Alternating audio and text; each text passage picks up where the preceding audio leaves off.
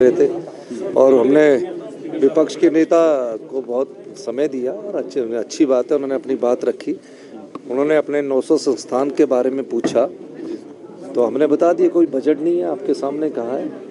तो वो उनका दायित्व बनता है विपक्ष के नेता होने के नाते, क्योंकि 9 महीने में ऐसी देवीय शक्ति आ गई कि 900 इंस्टीट्यूशन खोल दिए।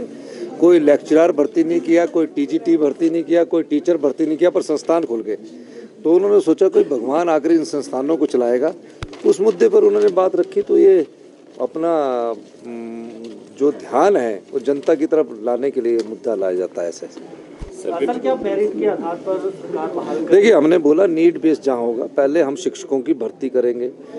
हम जहाँ सरकारी ऑफिस बंद किए गए वहाँ सरकारी कर्मचारियों की भर्ती करेंगे और बजट आने पर हम उसमें बजट का प्रावधान करेंगे। और जहाँ हिमाचल के लोगों की जरूरत होगी वहाँ उन संस्थानों पर पुनर्विचार करके मेरिट के आधार पर खोला जाएगा। सर, भर्तियों में जो घोटाला हुआ है उसके पर अभी देखिए, मैं तो समझ नहीं पाया कि इतने संस्थान खोलने से पहले भर्तियाँ की जानी चाहिए थी। भर्तियाँ उनकी सारी स्टे है, हाई कोर्ट से लेकर सुप्रीम कोर्ट तक केस चल रहे हैं।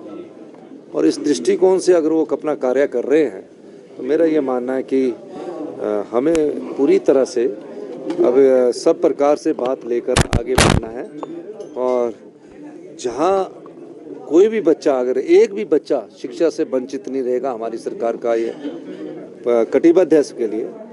लेकिन अपनी संस्थाएं खोलकर भी 900 संस्थाएं खोलने के बाद भी जनता ने उन्हें विपक्ष में बिठा दिया, तो उन्हें अपने गृहवाह में झांकने की जरूरत है।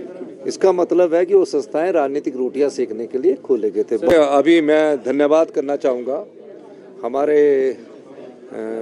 विपक्ष के नेता श्री जयराम ठाकुर जी ने, जो कांग्रेस पार्टी के प्रत्याशी थे कुलदीप सिंह पठानिया जी, उनके नाम को सेकंड किया है। मैंने प्रपोज किया है और जयराम ठाकुर जी ने उसको सेकंड किया। ये साझा उम्मीदवार हो गया आज नॉमिनेशन के बाद। और उसके बाद हमारे हर्षवर्धन चौहान जी और मुकेश अग्निहोत्री जी ने प्रपोजल सेकंड किया। और शांडिल जी और पूर्व जो स्पीकर थे विपिन परमार जी, उन्होंने प्रपोजल सेकंड किया है। तो 3 सेट कर दिए। तो वो लगता है कि उनका नॉमिनेशन आज खत्म हो गया, तो अनअपोज्ड उनका चुनाव आने वाले समय में हो जाएगा। मैं आज हम धर्मशाला में हिस्सा लेने के लिए पहुंचे और एक तो ये विधानसभा का सत्र लगभग 24-25 दिन बाद यहाँ पर बुलाया गया है, जो कि आमतौर पर चुनाव के बाद जब सरकार का गठन होता है 1 सप्ताह या 10 दिन के अंदर अंदर विधानसभा का सत्र बुला लिया जाता है, जहाँ पर विधायकों की ओथ होती है। तो रिकॉर्डिंग कर रहा हूँ। वर्तमान सरकार हिमाचल प्रदेश में विधानसभा के चुनाव के बाद विधानसभा के सत्र की डेट तय करने की परिस्थिति नहीं हो पा रही है, कैबिनेट का गठन करने की स्थिति में नहीं हो पा रही है। इन सारी बातों को लेकर के मैं ज़्यादा नहीं कहना चाह रहा हूँ, मैं सिर्फ इतना कहना चाह रहा हूँ, आज विधानसभा के अंदर जब हमने सरकार से इस बात को पूछने का प्रयत्न किया कि ऐसी जल्दी क्या थी जो हिमाचल प्रदेश में आपने सैकड़ों इंस्टीट्यूट जो खुले थे, जो फंक्शनल थे, उनको तुरंत प्रभाव से बंद करने के आदेश कर दिए। और लगभग एक पूरा फाइनेंशियल ईयर के अंतर्गत जो भी संस्थान खुले हैं, जो संस्थान सुचारू रूप से चल पड़े हैं, पोस्टों की क्रिएशन वहां पर हुई पड़ी है, बजट प्रोविजन उसमें हुए पड़े हैं, उसके बावजूद वहां पर उनको फंक्शनल संस्थानों को जो है बंद किया गया बदले की भावना के साथ, जिसकी हमने आज निंदा भी की और निंदा के साथ जानकारी मांगी कि ऐसी वजह क्या बनी। सरकार अपना स्पष्टीकरण देने की परिस्थिति में नहीं हो पा रही है। और मैं सिर्फ इतना जरूर कहना चाह रहा हूं कि हिमाचल प्रदेश में विधायकों की कमेटियां कॉन्स्टिट्यूट की गई और जो कहा कि आप कैबिनेट में जो निर्णय लिए गए हैं जो 1 अप्रैल 2022 के बाद, उनको आप रिव्यू करिए।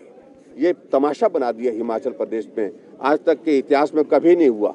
कैबिनेट के निर्णय को रिव्यू करने की ताकत जो है कैबिनेट में ही है, उनको बदलने की ताकत भी कैबिनेट में ही है। लेकिन विधायकों की अभी शब्द उनकी आज हुई, लेकिन उन्होंने रिकमेंडेशन देनी शुरू कर दी और संस्थानों को बंद करने के लिए बातें कहनी शुरू कर दी और उनके कहने पर संस्थान बंद कर दिए गए। सैकड़ों संस्थान जो चले हुए बंद हो गए। और आपने इस बात को भी देखा होगा, हिमाचल के इतिहास में यह पहली बार 10 दिन के अंदर लोग सड़कों पर आ गए सरकार के खिलाफ। किसी का हॉस्पिटल खुला, पीएचसी खुली थी, इलाज चल रहा था, डॉक्टर बैठा था और डॉक्टर बैठने के बावजूद उसको ताला लगा दिए गए। वहां पर कई जगह बीडीओ ऑफिस, तहसील के ऑफिस खुले थे, सारे काम वहां पर जो व्यवस्थित ढंग से हो रहे थे, लेकिन उसके बावजूद वहां पर ताला लगा दिया गया। एसडीएम के दफ्तर, एसडीएम के दफ्तर में बैठ करके एसडीएम ने विधानसभा के चुनाव की सारी प्रक्रिया पूरी की, विधायक का वहां पर चुनाव का परिणाम घोषित किया, सर्टिफिकेट उनको दे दिया, और जिसकी वजह से आज उन्होंने विधानसभा के अंदर शपथ ग्रहण की विधायक के नाते। वो संस्थान, वो भी एसडीएम का दफ्तर भी बंद कर दिया गया। ये बदले की भावना से इस प्रकार से काम करने की प्रक्रिया जो शुरू की है, इसको मेहरबानी करके रुकने के लिए हमने आग्रह किया, लेकिन मुख्यमंत्री महोदय फिर भी उसके बावजूद भी अपनी ओर से प्रयत्न कर रहे हैं उनको जस्टिफाई करने की। मैं समझता हूं वो जस्टिफाई करने के योग्य नहीं है सारे निर्णय जो उन्होंने लिए हैं। और दूसरी बात मैं ये भी कहना चाहता हूं, हमें कह रहे कि संस्थान खोलने के, अरे 2 वर्ष तक कोविड रहा, कोविड के दौरान काम बाधित हुए, प्रभावित हुए, उनको इस बात की जानकारी होनी चाहिए। और किसी भी सरकार का कार्यकाल 5 साल के लिए होता है और किसी भी सरकार के पास ये पावर नहीं है कि 5 साल के कार्यकाल को 4 साल में बदल दिया। इनने 4 साल में उसको बदलने की कोशिश की, यानी कि 1 साल के पूरे निर्णय निरस्त किए हैं। निर्णय निरस्त करने के साथ साथ में रद्द किए हैं, उसमें रिव्यू करने के पहले ही। और अब कह रहे हैं कि हम रिव्यू करेंगे, उसके बाद हम विचार करेंगे। अरे रिव्यू पहले करते, रिव्यू करने के बाद उसके बाद रद्द करने के लिए अगर आपको लगता कि कोई संस्थान जस्टिफाई नहीं होता तो रद्द करते। इसलिए ये दुर्भाग्यपूर्ण परिस्थिति है, तमाशा बन गया वर्तमान सरकार का ये 25 दिन का कार्यकाल। विधानसभा के अंदर लोग आकर के दर्शक दीर्घा में आकर के ताली बजा रहे हैं, विधानसभा को जनसभा में तब्दील कर दिया गया। ये भी पहली बार हमको देखने को मिला। विधानसभा के अंदर ऑफिसर गैलरी में ऐसे आदमी बैठ गए जिनको ना हम जानते हैं, ना लोग जानते हैं, ना ऑफिसर जानते हैं। तमाशा बन गया इस प्रकार से। कल एक इनके आभार सभा में एक आईपीएस ऑफिसर की वहां पर हार्ट अटैक से मृत्यु हो गई, लेकिन जश्न उसके बावजूद भी जारी रहा। ये संवेदनहीन सरकार है। इसलिए मैं यही कहना चाहता हूं कि ये तौर तरीका जिस प्रकार वर्तमान सरकार का है, ये हास्यास्पद भी बना है और बर्दाश्त के योग्य भी नहीं है। मैं इतना ही कहना चाह रहा हूं, मैंने मुख्यमंत्री जी से बार बार निवेदन किया, बार बार निवेदन इस बात के लिए किया, आप एक काम कर लीजिए, आप रिव्यू कर लीजिए, और उसके बाद जो संस्थान ऐसे लगते हैं कि जहां आपको लगता है ये जस्टिफाई नहीं है, उन पर आप निर्णय करिए। लेकिन आप निर्णय पहले कर रहे हैं, उसके बाद रिव्यू कर रहे हैं। इससे साफ जाहिर होता है कि आप बदले की भावना से काम कर रहे हैं। हिमाचल प्रदेश में आज से पहले जितने भी मुख्यमंत्री रहे, किसी भी मुख्यमंत्री ने ये रिकॉर्ड स्थापित नहीं किया जिस प्रकार से वर्तमान मुख्यमंत्री ने किया। संस्थानों को रद्द, पटवार सर्कल बंद, स्कूल बंद, कॉलेज बंद, हॉस्पिटल बंद, सब कुछ बंद। अभी तक कैबिनेट का निर्णय हो नहीं पाया, और ऐसी परिस्थिति में मैं समझता हूं कि बहुत ही दुर्भाग्यपूर्ण परिस्थिति हमारे सामने। सर,